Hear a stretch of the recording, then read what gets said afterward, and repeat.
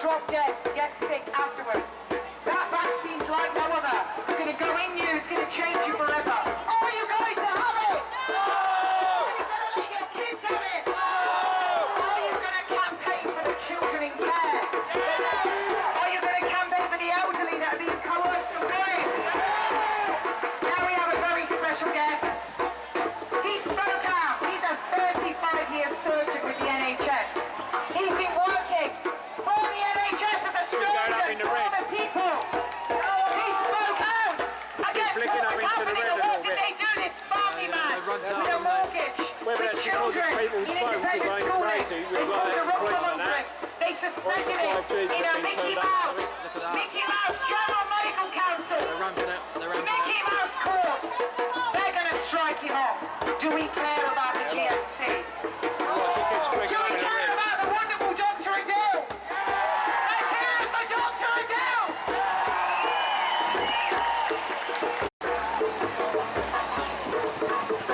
My fellow citizens of the world,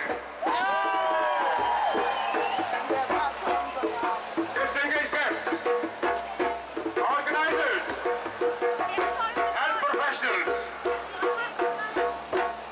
ladies and gentlemen, brothers and sisters, good afternoon.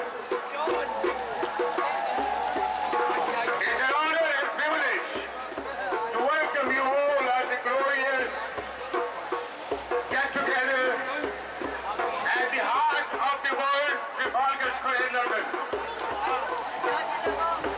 Standing here, I am very proud of British, multinational, multicultural, and multinational traditions.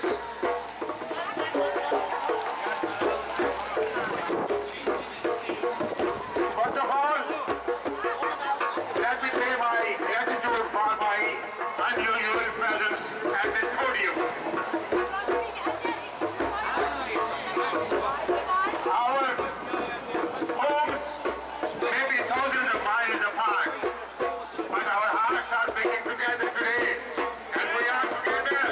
Lord freedom fighters, we are together.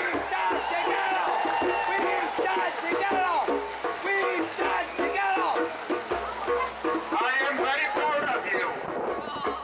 In spite of rigorous restrictions and difficulties, you have managed to travel all over the world to join us at this glorious get-together. And I must congratulate you that you have already won. I must pay my tribute to all the fellow citizens and brothers and sisters who have made this day even possible.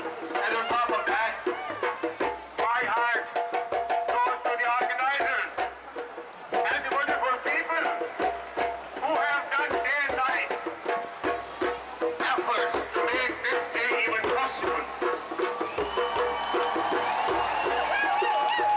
My name is Dr. Mohammad Adil. I am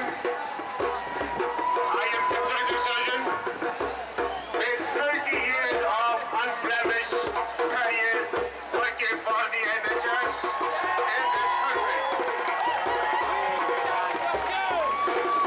I am fellow of the Royal College of Surgeons of the United Kingdom, and I am chairman of 3 international medical organizations.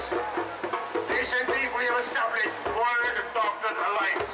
Around that platform, we have extended our approach all over the world to get all the health professionals on board to help you all. We stand with the public. We stand with the masses. We stand with the righteous.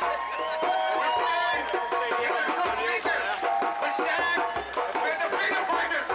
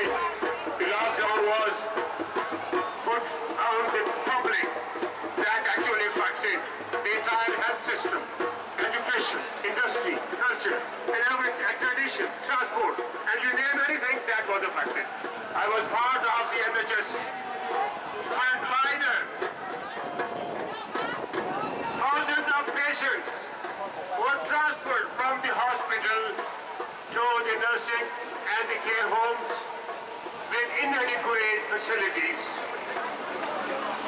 The Nightingale hospitals were not used because of the ill planning. Those hospitals have been built with the public funding, and those hospitals are standing like dinosaurs, and I don't find any reason for those hospitals to be established. So unfortunately, at that time, the patients who were transferred into the nursing home, they went through a very difficult time because of the depression, isolation, and due to the lack of the medical facilities, and we lost 72,000 elderly patients in the United Kingdom in the last 4 months from March to July. Similarly, the waiting list piled up, and we have missed 1.5 million patients waiting for the investigation and treatment for the cancer services. And now, the waiting list is 6.5 million in the United Kingdom, and I don't think the NHS is going to be viable to cater that number of patients. And similarly, the testing carried out for the coronavirus with RT-PCR tests, without going into detail, it has been found that there are only a few minutes left. So that test is not reliable. It's only 50 to 55% sensitivity, and that is not 90% people would have test positive anyway without having any symptoms or signs whatsoever. And there is no indication that these people would have been source of infection to any other patient. Therefore, I stand with the figures. And I stand here with a commitment that we want to take a stand against the atrocity. That's what I raised this point during the time I was working, and I was penalized by my regulators purely on the basis of what I spoke with the public. But that's what I'm saying now, that is exactly the mirror image. I had unblemished record for 30 years for NHS, but I was seized off. My license was suspended for 12 months without any justification. And this is a message to the General Medical Council. This is the time to look inside. This is the time to pay a reflection what you have done to the thousands of doctors who have been penalized, and they have actually, most of them have suicided, and they left their job, they've taken money for the whole job. This is not right. It's time to reflect upon yourself. At the end, I would only give two messages. One is to the health professionals, and the other one is to the government. My message to the health professional is, we have given oath, the Hippocratic oath, that is totally based. That is totally based on the medical ethics. And according to that oath, we should not give any poisonous substances to our patients. Neither I will promote anybody to inject any substance to the public. We need some people at the back. Please don't come around the stage. They're coming at the back. This side, quickly, guys. Round the back. I can see all you fabulous men standing there. Come on, it's your turn. Ladies and gentlemen,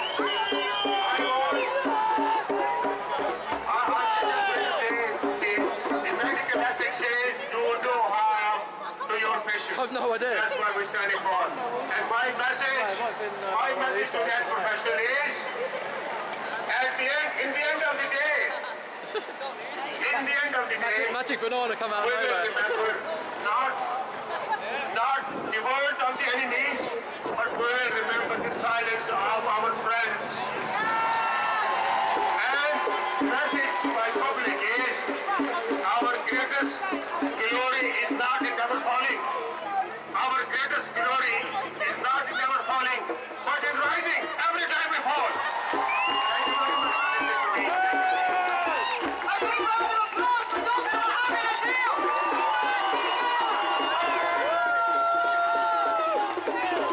Yes, General Medical Council. Give him one more clap. Ladies and gentlemen, we have one of my icons. I interviewed him. He is the chair of the English Democrats. Robin Tilbrook! I didn't hear a big enough cheer, because this man really knows what's going on. He's fighting the government! Bring it on!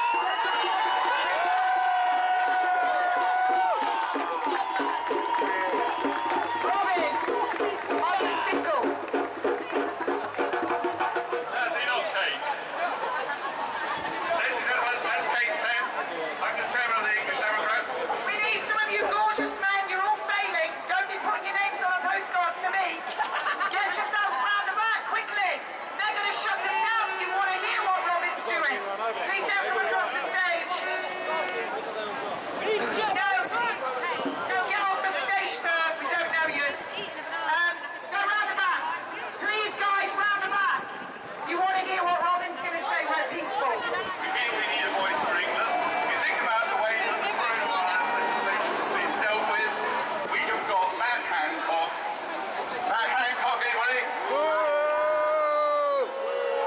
He's the health secretary in the British government, and yet the only place he's got power is in England. Our lockdown regulations are for England only. The Welsh have their own lockdown regulations, the Scottish have their own. We in England do not have a voice, and we need it. We need a democratic voice for England.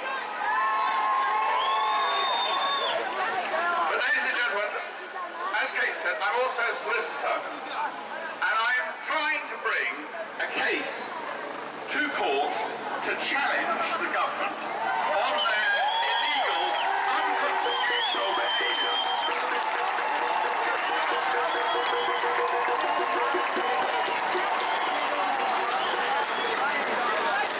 We do have a crowd justice funding group. So go and have a look at that. It's called the Coronavirus Act 2020 is null and void.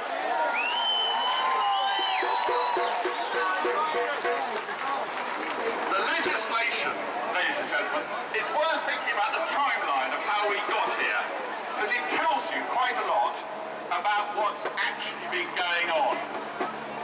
It leads you to question what the government, media, and all the rest have been telling us. I think the first thing to bear in mind is the media. Before any mention of lockdown occurred, the government got Ofcom to tell the media that they were not to report any contrary narratives. That is why you never hear anything about people who are challenging what's going on. It's pretty unlikely much of what we're doing today will be reported in the mainstream media. Even if you look around, there's a huge crowd here. That won't get reported. And that's because they're not reporting contrary narratives, thanks to Ofcom, thanks to the government's orders. Next, how do we actually get to a situation where the government came out with all this lockdown stuff? So, if you think back to before March, they were saying that we weren't going to panic. We were probably going to do something very similar to the very sensible Swedes that you heard from earlier. You know, they haven't locked down their country. They haven't crashed their economy. They haven't thrown away all their liberties. But yet, their results are far better than ours, even on the official statistics. Worth thinking about, only the last couple of days, the Office of National Statistics, the government's own body, for telling us what's going on statistically, it said that actually you were 13 times more likely to get a problem with flu than with what the government's challenging with the coronavirus.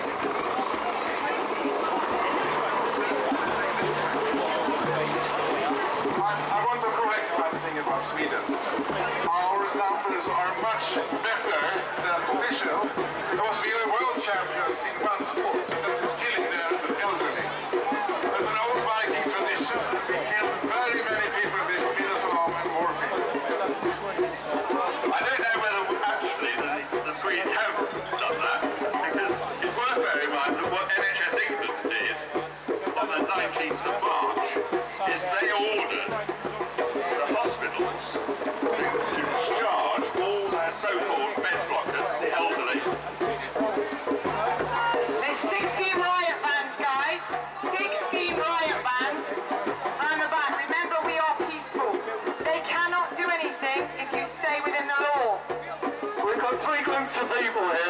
guys in front, guys and ladies in front, people over there to the left, and people over there to the right. They will all secure the stage with your help. Each and every one of you are members of the public and you have civil rights. So stand up for them and help the security and allow this event to take place. When you were all sitting on your toilet rolls at home catching up on your Netflix, he was here from 10 a.m. to make sure that we had the law on our side. Let's hear it for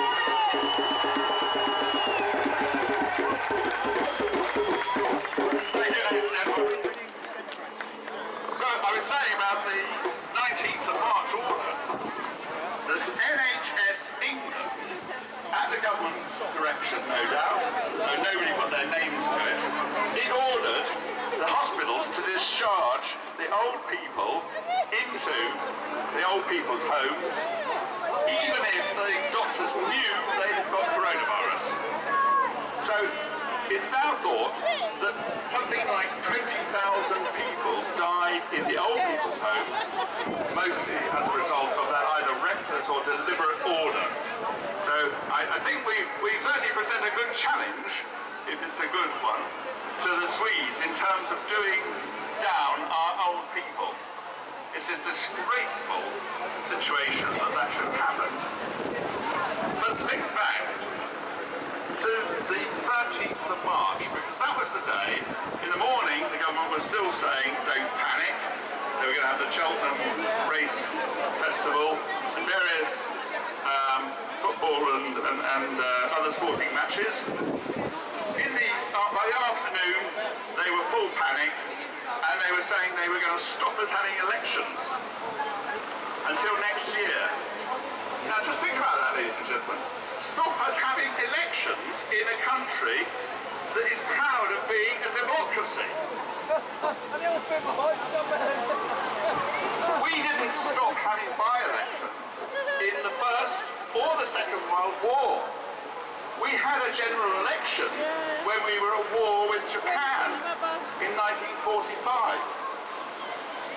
We had a general election in 1919 at the height of a real pandemic, the Spanish flu, which killed more than 250,000 people in England.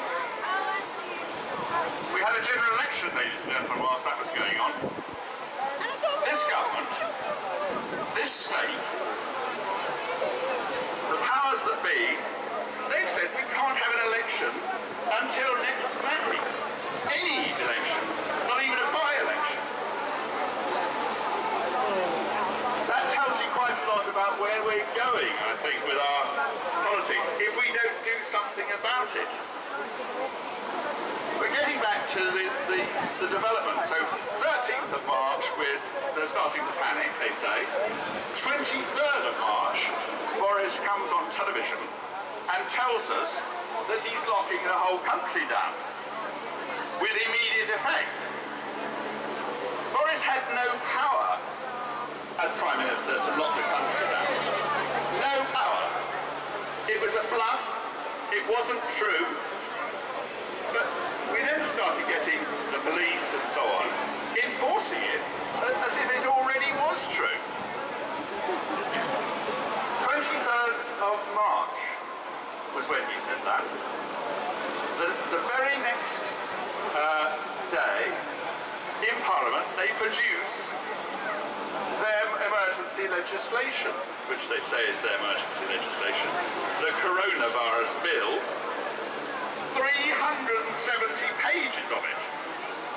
Now you imagine how long it took to write 370 pages or thereabouts of closely written statutory wordage, which has the most wide-ranging powers in it that you can imagine.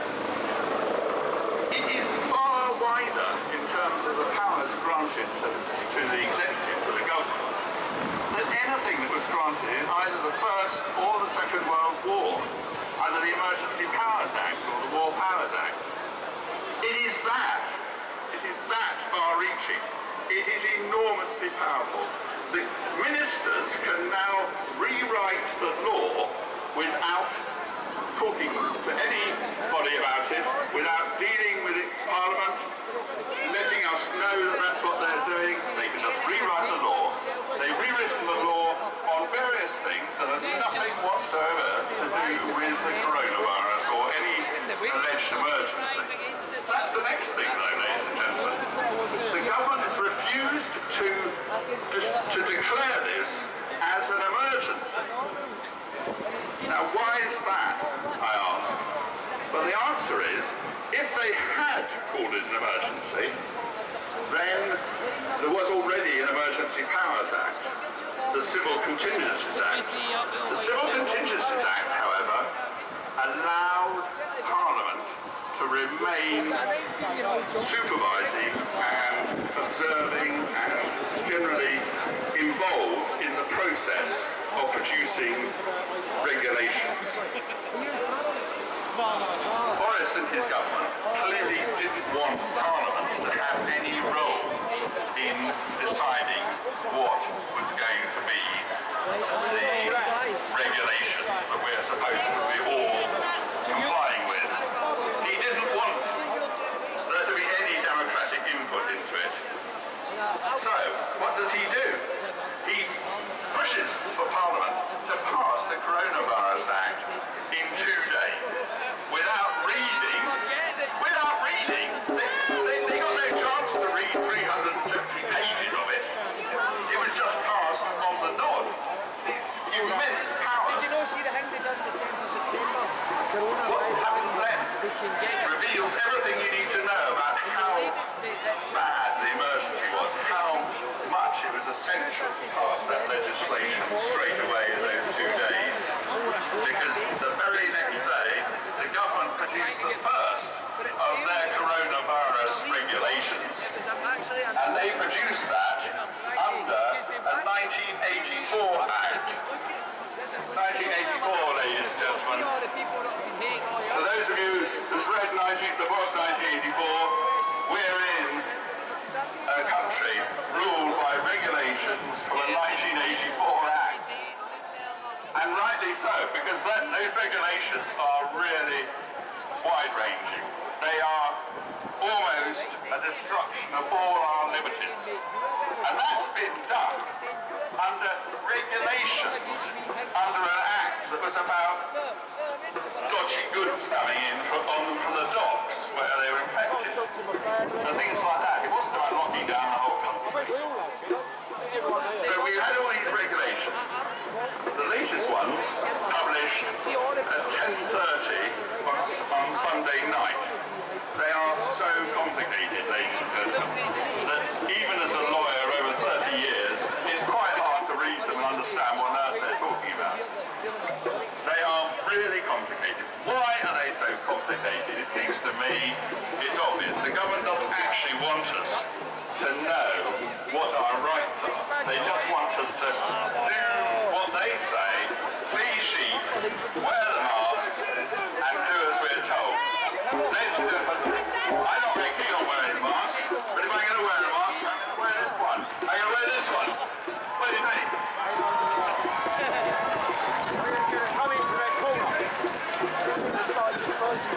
This will be the only mask I've ever put on since this unlawful lockdown, I can absolutely assure you. And I'm going to do it for a camera shoot just for Robin.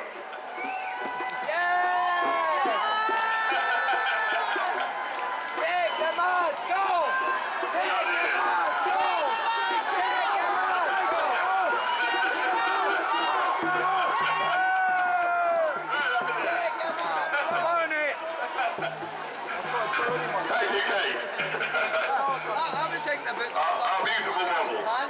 See on the show for that? But she's just, because what can you say?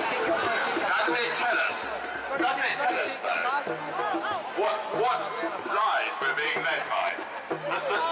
Even though core legislation has been passed by telling Parliament that it was absolutely essential to pass it in 2 days, whereas they've actually obviously got the regulations already in their back pockets, ready to produce the very next day. The other thing that was quite interesting was they've also got the guidance in their back pockets ready to be used the very next day after they've passed the Coronavirus Act. And that guidance, by the way, ladies and gentlemen, is completely different, or in many respects different, to what the actual rules said. So, for instance, you heard an awful lot about essential journeys and having to exercise near your house and only being allowed to go out once a day in the guidance. None of that was in the rules at all. It was completely different. Where are we now? The government's still producing all these rules and regulations, almost a torrent of them, and what happens? They're getting more and more complicated, more and more difficult to understand, and they keep changing what the rules are. I think that's deliberately to keep people not able to understand what their rights are. It is interesting that you can't really understand them, because that is the classic tactic right across recent history, where a state doesn't want its citizens to feel it's got any rights. What's your meter say now? And our liberties are under attack. And it seems to me that one of the things that we've got to try is to get the courts to rule Still same. these unlawful, unconstitutional rules are wrong About and average for invalid. in town and out, I'd say. Plus, you bring a amount of mobile phones here.